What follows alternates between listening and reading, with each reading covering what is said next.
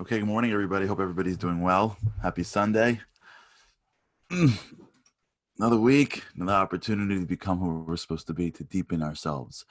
Special day today. Today is Mother's Day. For those that are celebrating, everyone should be celebrating, whether or not your country has officially put this on the calendar. But as they say, every day is Mother's Day. But this is the day that is specifically Mother's Day. So for all the moms out there, happy Mother's Day. And for my mother in particular, happy Mother's Day, Mommy. I want to talk a little bit about, today's show is really going to be very much mother-esque, very much something that I think moms stand for, and the type of advice that moms give kids, especially younger kids. We have to start the process and the journey that we're taking together towards really drilling down on how to make the changes that we've been talking about. So for those that are joining us for the first time, thank you. For those that are coming back, thank you. Lots of ways you can watch the show and catch up on previous episodes we'll get to in the back end of this show. And we've been talking a lot about this idea of the mind, getting your mind straight, the sanctuary of your mind. Now, what's really important is to recognize that the goal of one's mind is not only to clean it out and to empower it and to build it into a sanctuary that gives expression to your soul, not the other way around, right? Your mind is the command center. And the command center will dictate whether or not your body will follow whatever comes at it, almost like a robot that has been conditioned to just sort of roll with whatever's coming at it, whether it's the food that you shouldn't be eating that you just keep on putting into your mouth, or the anger that you shouldn't be feeling even though you're trying to overcome it. Or the mind will just be the servant of your soul, be in control of your day, be in control of what has to happen. And we've spent the past few weeks really delving into the mind and how the mind could work. And we've got plenty more to do.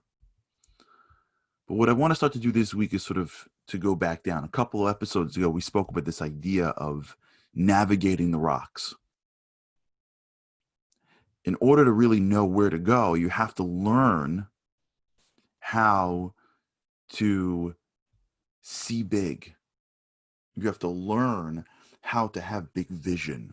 You can't get stuck in your life. You have to visualize an outcome. You have to train yourself to give yourself the time. And it's hard in the beginning because it feels weird in the beginning. When you live in a very materialistic world, the only thing that feels real are things that you sense, that you can touch. But things that aren't as sensory, like thought, feels less real. But it's not true. There's nothing sensory about the conversation that a mother has with a child for so many of the child's years that really centers around very superficial things. But if you look deeper, it's how they create that bond. Something very real about a relationship, even though much of a relationship really is just thought and speech. It's not the gifts that one gives. The gifts that people give each other sometimes actually masks the deficiencies of the relationship.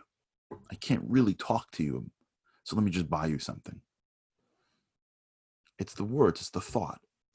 And so when you start to get into this, it's going to feel weird, which is why some people that are listening are doing it and some people aren't. They're just listening to me. Thank you for doing that. But look, they're not actually taking the time to visualize a month from now, a year from now, what they want to look like, what they want to become, the strength they want to show in the face of the adversity that they're currently facing. They sort of know it, but they can't bring themselves to take the time out of their day to see the forest. And we got to work on that, because that's really one of the great arrows that you need to have in your quiver. That's really how great people operate. They're constantly seeing over hills. They're constantly looking at the negativity and seeing what's possible. Even look at this period of time. You have people during this period of time that are just innovating and innovating and innovating, seeing what's possible, quickly, adapting, trying to picture a world where you can't have this, but you can have this, changing things and then revising their lives. And when this all goes back to normal, hopefully it'll go back soon, they're better for it. It's because their minds allowed them, while they were sitting in their homes, to see over the hill. So could yours, if you'll give it the time and you'll try and you'll practice, and send me questions and feedback if you're struggling. We'll talk about it here. I think this week we'll figure out how to do a Q&A show at some point. But where I want to start to delve in with you this week is this idea of the aggregation of marginal gains. I want to talk about what that is. The aggregation of marginal gains. That's going to be the theme. A lot of what we're going to be talking about. What is that? So there's a man named Dave Brailsford. I read this in a book called Atomic Habits by a man named James Clear. So Dave Brailsford was, in 2003, was hired by the British Cycling Group to be the director of performance. Now, until that time, the British cycling team had been sort of the paradigm of mediocrity. I think in the 100 years before 2003, they won 1 gold medal, no Tour de France's. They were just mediocre.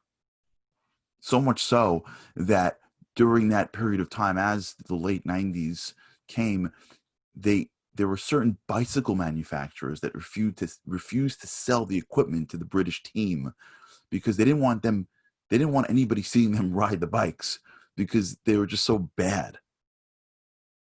And in 2003, this new guy showed up named Dave Brailsford. Within 5 years, Dave Brailsford transformed that organization, that team, from being basically just mediocre to being one of the greatest. In 2008 and post 2008, they won 60% of the gold medals in the next Olympics. They won 5 out of the 7 Tour de France's during that decade from 2008 to the next till 2018. They were a model of excellence. And how did he do it? 100 years of mediocrity. Some guy shows up and 5 years later they're killing it. Like what did he do? I know we're all thinking, what drugs did they all take? But it wasn't that, believe it or not. You could be good at sports and not have to stick yourself with who knows what. He employed one of the most powerful methods in growth, which is the method that we're going to talk about this week, in honor of our mothers who taught this to us when we were very little kids.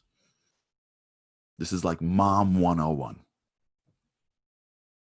It's called the aggregation of marginal gains. What is that? Dave Brailsford walked around to his team and he's told his team the following. He said, I do not expect you guys to win races immediately. I don't expect you guys to turn your lives upside down. I don't expect us to go from being mediocre for 100 years to becoming the best. I don't want you to do anything extreme. But I'm going to push us to one thing. And that one thing is going to be our obsession. We want to get 1% better at everything. Pick anything with bicycling. Anything that has to do with the sport. And we have to figure out how to get 1% better. And that's what he did.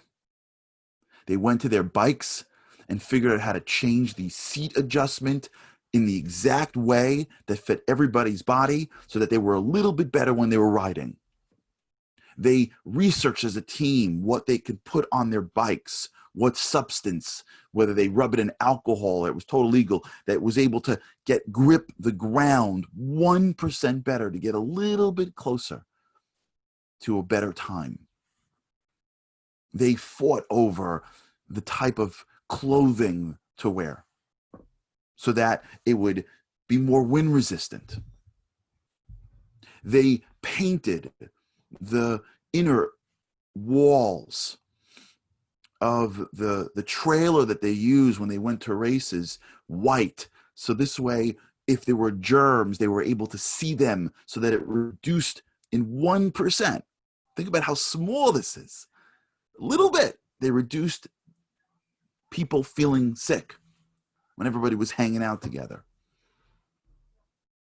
They found better pillows. I mean, you can't believe this. This is a professional cycling team. Can you imagine sitting around the table fighting over pillows and blankets because they want to get 1% better sleep? Because they figured if they sleep better, especially on the road, they'll perform better. Discussing what to wear pre and post match so that they're warm enough, so that their zip up sweatshirts are insulated enough. And this team developed a culture of 1%, marginal gains on the margin. Nothing major. They didn't wake up one morning and everybody was now drinking watermelon juice for 5 straight days because somebody said that you can lose 20 pounds drinking watermelon juice.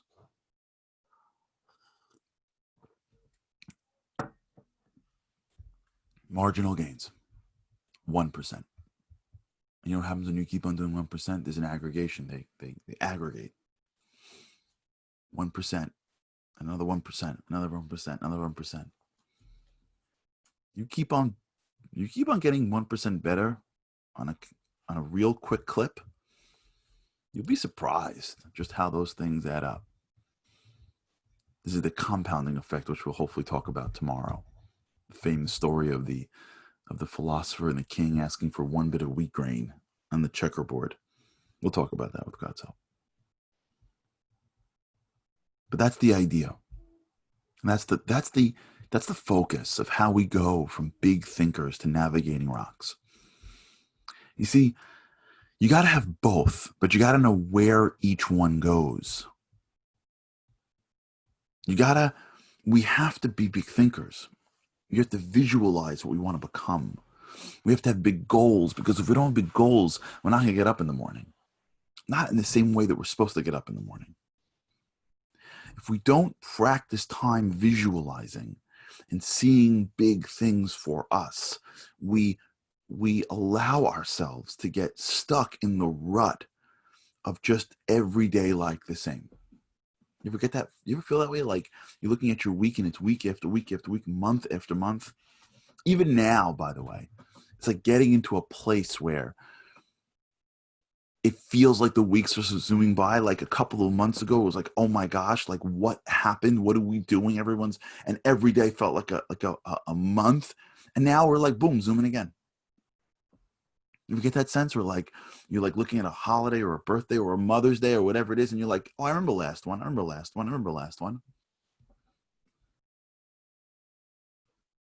When you're not proactive, when you're not thinking about bigger things, the world throws things at you, and most of the day it's just getting through the day, and the day sort of zooms by. And we let the world tell us when it's time to grow. And the world tells young people they're supposed to grow exponentially. And as you sort of get older and have more responsibilities, you're supposed to just sort of get through the day. So what big goals do is big goals move us out of that sort of treadmill of life. Day, week, the same thing just continues on with the goal of just survival, which, by the way, is a great goal. Baruch Hashem, thank God. But really, it changes that and puts you on a treadmill that goes up because you're striving towards a goal. But once you have that vision, you can't live in the vision. You don't know how to get to the vision. How do you go up to reaching your goals? How do you go up to understanding what do I got to do to reach the things that I know that I can be? Well, the answer then is you got to navigate those rocks. And how do you navigate those rocks? 1%. Or the +1 theory for those that read the book. 1%. 1% is, okay, I got a general direction. Now I know where I'm going. I know what I want to work on. I want to work on my marriage. I want to work on my health. I want to work on my courage. Here's this thing that's always getting in my way. I'm never organized. I'm so sick of having my house a mess. I'm so sick of having my finances a mess. I've always wanted to learn this thing. I've always wanted to be connected to God deeper. I always wanted to, you have that goal. We'll continue talking about how to clarify that big goal through visualization exercises, but just beginning to understand that we've got these big goals. Well, how do we get there? We get there through 1%. We get there by owning the margin, or as for the football fans, owning the line of scrimmage. Short yardage. Just keep moving the ball forward. If you're always in motion getting enough yardage, you'll always just go down the field. Singles for the baseball fans. That's how we do it. You get 1% better every single day. Look at your week this week. Let's do this together. I want you to email me if you'd like. I'm happy to respond to them. At least on the air, on here, on this thing, I'm happy to do it. Charlie at Charlie Harary. If you're listening on any other platform, WhatsApp or whatever, link Instagram or YouTube or Facebook, you can just drop a message there. I'll try to get it. I'll try to get to it during the week. Identify a 1% goal for yourself. 1%. Look at your life. What does 1% better look like? What does 1% better look like for you with regards to health, with regards to relationships, with regards to appreciation of what you have? You want to create a deeper relationship with God? Here's how to start. Be 1% more articulate. Be 1% more appreciative and articulate it to God. Take 1% less things for granted. What does 1% look like? By the way, is that not mom's advice? My mom gave this to me my whole life. You can do this. Just keep on going. Keep on trying. You got this. Keep on going back to school. Keep on trying this. Keep on trying that. That's what moms do. They don't realize they're doing that. They're teaching us the rule of the aggregation of marginal gains.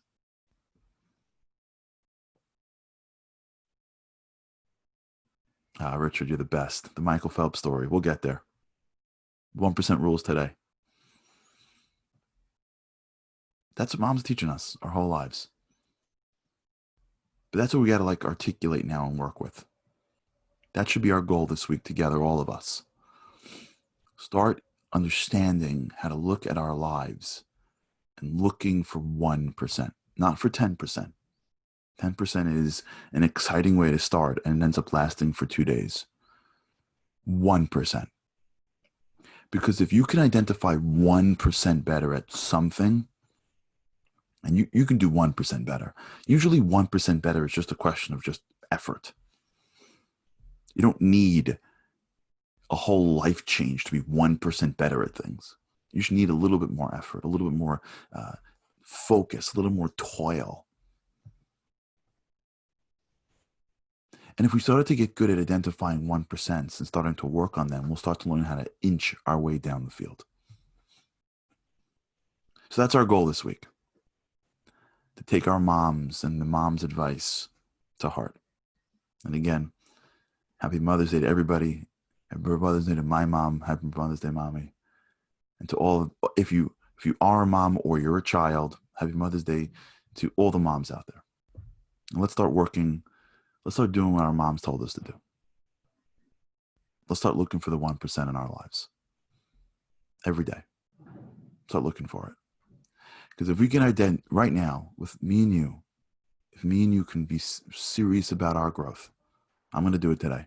I'll tell you, I'll do it today. We'll talk about it tomorrow. But if we can start to identify what I can be 1% better in, and what you can be 1% better in, and we start working for it, we're going to start feeling that real momentum, the momentum of growth, the inspiration of getting a little bit better, that excitement of taking one more step towards that goal.